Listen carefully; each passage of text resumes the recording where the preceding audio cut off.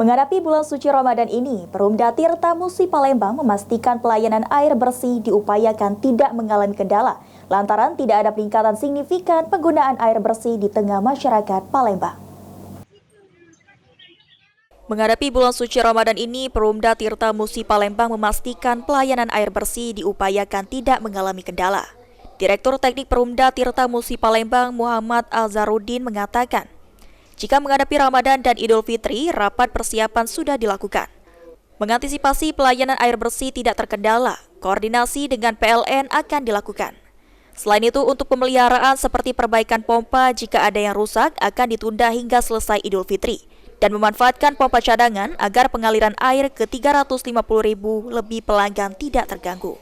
Selama Ramadan ini tidak ada peningkatan signifikan penggunaan air bersih di tengah masyarakat Palembang. Hanya saja ada perubahan pola di mana penggunaan air bersih paling tinggi ketika waktu sahur dan berbuka puasa.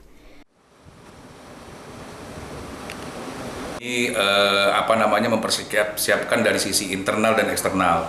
Kalau dari sisi eksternal kami nanti akan berkoordinasi dengan pihak PT PLN apabila ada pemadaman ataupun penghentian aliran listrik, itu berkoordinasi dengan kami sehingga kami bisa menyesuaikan seperti itu.